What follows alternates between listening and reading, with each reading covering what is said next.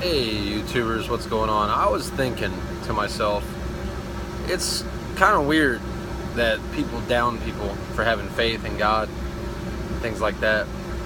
The reason I was saying that is because a lot of the stuff, like they believe in the law of attraction, which, it's scientifically based, but a lot of almost all of it actually is in the Bible. So it's like when people are trying to tell you about the Bible or trying to tell you about God, they're trying to give you a heads up about the law of attraction at an early age, So it's kind of weird, and a lot of people's lives have changed because of it. Being able to control their thoughts and their feelings and control their temper and control those depressive thoughts and things like that. So I don't understand why people would be down on other people for trying to give them life and give them the ability to have a good life, It's kind of weird. I think some people love misery. Some people love pain. They love the darkness. And it kind of makes me think when I was a kid, I loved the darkness. I sat in the room. Me and my friends would just sit in the room with lights off and just enjoy the darkness. I mean, what kind of crap is that, And we wasn't on drugs or anything like that. We'd just sit in there and just be like, oh man, it's so dark. Can't even see the hand in front of your face. It sounds stupid, but that's what we did. That's how boring our lives were. We didn't have cell phones. We didn't have, I think Nintendo was out, but it wasn't all that great, There wasn't a lot to do when we were kids. I'm guessing you can figure that. But, if someone tries to tell you about God, as long as they're not judging you, it doesn't hurt to listen and see what they have to say. It's good news. It's what's called good news. If someone's telling you about God and they're telling you bad news, then, just let them get whatever they have to say off their chest and keep on walking. It's not good news, then it ain't from God. All good things come from God. I know many years ago, especially when I was a kid, you go to church, all they talk about is hell and how you're such a horrible person and you're going to hell and this and that and the other. And it's like, why would people keep coming back to a church like that? They just like being abused, emotionally, psychologically abused, No. People need to be inspired and encouraged and know they have life, know they have God's power residing within them, and the kingdom of heaven is within them, and things like that. But some, that's the difference between light and dark. Some people enjoy life, and some people enjoy death, pain, depressed. That's why people probably do drugs and get in abusive relationships and things like that. They enjoy it. Maybe they don't know it. Maybe subconscious. Like they say, who you are by the time you're 6 years old is who you are the rest of your life.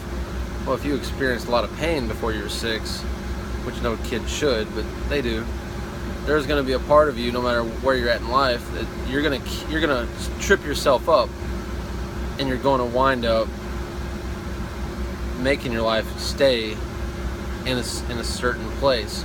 You'll never get too successful. You might not ever get too unsuccessful, but you'll always stay at that one spot. Won't ever rise too high, won't ever fall too low. Some people are staying low and won't ever get any higher. Some people just go straight to the top and don't even ever think that they're ever going to fall, because they don't know what it's like to fail. They always succeed. They were raised to put their mind to what they want, to the goal, and work towards that goal 100% of the time, always, and never give up. That's the best way to be. If you really want something, you got to work towards it. But it's like, I think, between religion and psychology and, and all that law of attraction stuff, all that, there's a lot of truth in all of that. Other religions, there's truth in other religions, but there's also the stuff, you'll know what don't work. I mean, you can sense the truth when you hear it. When someone's lying to you, they're lying to you. You can just feel it. No matter how convincing it is, and you'll go on and act like, because you don't know. You know what I'm saying? You do know, but you don't know for sure. You don't have any hardcore evidence or proof, so you're not gonna want to accuse them or nothing, or anybody. So you just go on acting like you don't know, even though your gut tells you the truth. That's how it is with a lot of things. It's amazing. I mean, if you just pay attention to how you feel, So a lot of people don't pay attention to how they feel, or the thoughts that come into your head. Like, you get a thought in your head out of the blue for no reason. Haven't read any magazine articles, or haven't watched any TV shows, listened to any songs or anything, and you just get these thoughts, and you're like, if it's a good thought, I believe it's from God. If it's a bad thought, it's probably from the evil darkness, devil. So it's always good to pay attention to who you are, what you think, and how you feel, and you'll notice you feel different no matter where you go. You go to the Walmart, you feel there's a different atmosphere there than when you go to church, when you go to school, when you go to the hospital, when you go home, or you can go to 3 or 4 different people's houses, and there will be a different atmosphere, a different energy in the air. And I believe that energy is from the people who live there. It's their energy, it's their thoughts, about you. You feel different around people. You meet somebody, your first time you meet someone, they say first impressions last a lifetime, right? So first time you meet somebody and you're really funny, you're going to feel funny every time you're around them, because they believe with all their heart, they believe you're funny. You might have met somebody else when you were mad and angry, so every time you're around that person, you're going to feel mad and angry.